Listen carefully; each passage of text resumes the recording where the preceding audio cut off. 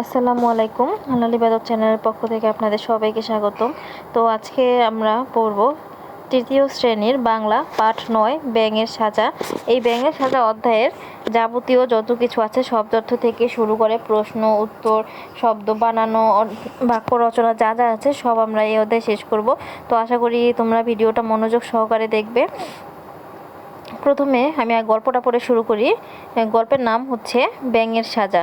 তো একবার বনে খুব অশান্তি শুরু হলো। এক পিঁপড়া পিলপিল করে গেল রাজা দরবারে। গিয়ে বলল, রাজা মশাই, বিচার করুন, মুরগি আমার বাসা ভেঙে ফেলেছে।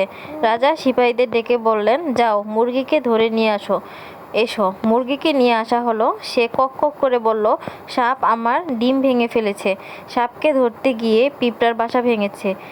আগে সাপের বিচার করুন রাজামশাই। সিপাহীরা সাপকে ধরে আনলো।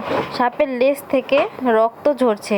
সে বলল, হরিণ খুর দিয়ে আমার লেজে আঘাত দিয়েছে। আমি পালাতে গিয়ে মুরগির ডিম ভেঙেছি।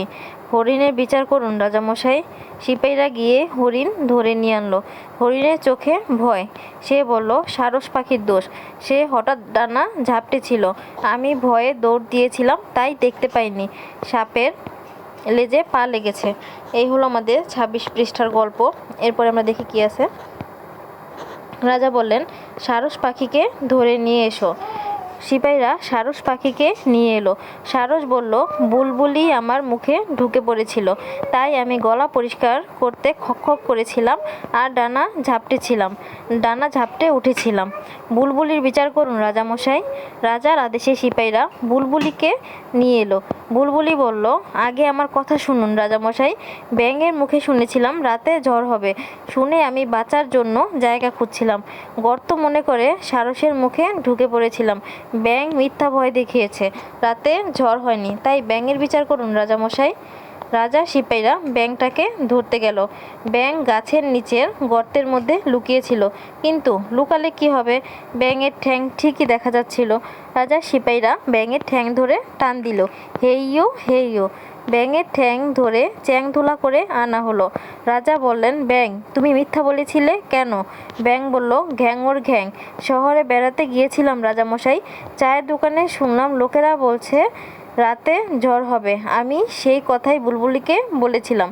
রাজা বললেন, তুমি শহরের গুজব এনে বনে রটিয়েছ, বনের শান্তি নষ্ট করেছ। গুজব রটানোর জন্য তোমার শাস্তি হবে। রাজা সিপাহীরা ব্যাঙটাকে কাঁঠাল গাছের তলায় নিয়ে গেল চাবুক মারতে, কিন্তু বারবার চাবুক গিয়ে লাগলো কাঁঠাল গাছের ডালে। সেই কাঁঠাল গাছের কষ গড়িয়ে পড়ল ব্যাঙের গায়ে। তারপর থেকে ব্যাঙের গায়ে দাগ হয়ে গেল। তো এই হচ্ছে তোমাদের গল্প ২৭ নম্বর পৃষ্ঠার। খুব সুন্দর একটা গল্প। আচ্ছা দেখি এরপরে আমাদের কি আছে। এরপরে আছে শব্দ লিখি। রাজার দরবার যেখানে রাজা যেখানে সভা করেন, সিপাই সৈনিক, গুজব, মিথ্যা তথ্য রটানো ছড়ানো, চাবুক মারার জন্য যে লাঠির মাথায় দড়ি থাকে।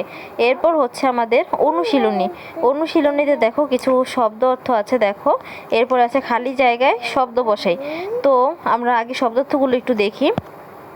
প্রথম শব্দ হলো দরবার। তো দরবার দেখি। দরবার, রাজা যেখানে সভা করেন। এরপর আছে সিপাই অর্থ হচ্ছে সৈনিক।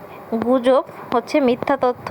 চাবুক মারার জন্য যে লাঠির মাথায় দড়ি থাকে। রটানো অর্থ হচ্ছে ছড়ানো। এরপর হচ্ছে আমরা খালি জায়গায় শব্দ বসাই। তো আমাদের খালি জায়গার শব্দগুলো একটু দেখি। খালি জায়গার শব্দ প্রথমে আছে দরবার, সিপাই, গুজব, চাবুক, রটানো। ক নাম্বার হচ্ছে দুজন সিপাই পাহারা দিচ্ছে। খ নাম্বার রাজার আদেশে সবাই দরবারে হাজির হলেন। উত্তর হবে দরবারে। এরপর গ নাম্বার গুজবে কান দিও না। উত্তর হবে গ। ঘ নাম্বারে ঘোড়া চালাতে চাবুকের প্রয়োজন হয়। নাম্বার খবরটা সত্যি কিন্তু মিথ্যা বলে রটানো হয়েছে। তো এই হলো তোমাদের খালি জায়গায় শব্দ বসাই। আচ্ছা এরপর দেখি আমাদের কি আছে। এরপর আছে কোনটি সঠিক বাক্য বাছাই করে বলি ও লিখি। প্রশ্ন, বোঝায় বাক্যর শেষে বসে কি বসে, দেখো তো, কমা বসে নাকি দাড়ি বসে নাকি প্রশ্নবোধক চিহ্ন বসে নাকি হাইফেন বসে। এটা উত্তর হবে প্রশ্নবোধক চিহ্ন। এরপরে এটা হচ্ছে পিঁপড়া পিলপিল করে গেল ক শহরের কাছে, খ মাটির গর্তে, গ কাঁঠাল গাছের তলায়, ঘ রাজার দরবারে। উত্তর হবে রাজার দরবারে। লেজ থেকে রক্ত ঝরছে হরিণের, ক খ সাপের, গ বুলবুলির, ঘ মুরগির। উত্তর হবে সাপের। এরপর হচ্ছে ব্যাঙ বেড়াতে গিয়েছিল মুরগির বাড়িতে, ক খ গর্তে, গ গ্রামে, ঘ শহরে। উত্তর হবে শহরের। এরপর হচ্ছে বলিও লিখি কিছু প্রশ্ন আছে, দেখো। ক নম্বর হচ্ছে পিঁপড়া রাজার দরবারে গেল কেন, খ কে মুরগির ডিম ভেঙেছিল, গ বুলবুলি কোথায় ঢুকে পড়েছিল, ঘ কিভাবে ব্যাঙের গায়ে দাগ হলো। তো প্রশ্নের উত্তরগুলো আমি একটু দেখি। এই হচ্ছে আমাদের প্রশ্নের উত্তর। পিঁপড়া পিঁপড়া বিচার চাইতে রাজার দরবারে গেল, ক নম্বর উত্তর। পিঁপড়া বিচার চাইতে রাজার দরবারে গেল। খ সাপ মুরগির ডিম ভেঙেছে, গ বুলবুলি সারসের মুখে ঢুকে পড়েছিল, ঘ নাম্বারের উত্তর হচ্ছে কাঁঠাল গাছের কষ ব্যাঙের গায়ে গড়িয়ে পড়ায় দাগ হয়।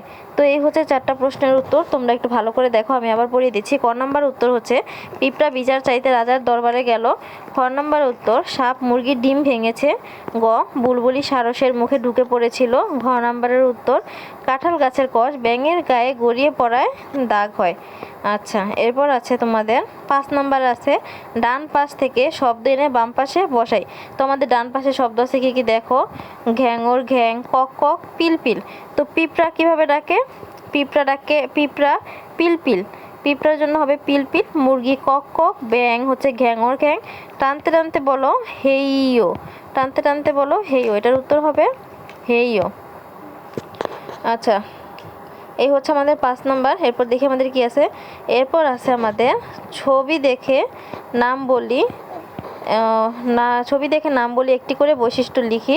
তো প্রথমে একটা মুরগি দেওয়া আছে, মুরগির বৈশিষ্ট্য হচ্ছে ভোরবেলা মুরগি ডাকে। খ নাম্বার আছে হরিণ একটি তৃণভোজী প্রাণী, এর বৈশিষ্ট্য। গ নাম্বার সাপ একটি সরীসৃপ প্রাণী।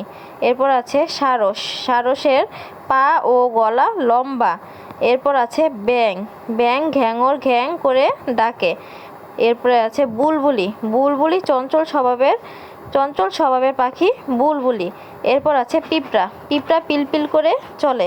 তো এই হচ্ছে তোমাদের ছবি দেখে নাম বলি এবং একটি করে বৈশিষ্ট্য লিখে এভাবে সুন্দর করে দেখবা। প্রথমে নাম লিখবা, যেই প্রাণীটা দেখতে পাচ্ছ এটা নাম লিখবা এবং এটার বৈশিষ্ট্য লিখবা। তো এই হচ্ছে এই অধ্যায় তোমাদের শেষ। আশা করি ভিডিওটি তোমাদের ভালো লেগেছে। ভালো লেগে থাকলে লাইক, কমেন্ট, শেয়ার এবং চ্যানেলটি সাবস্ক্রাইব করবা। তো ভিডিওটি দেখার জন্য তোমাদের সবাইকে অসংখ্য ধন্যবাদ।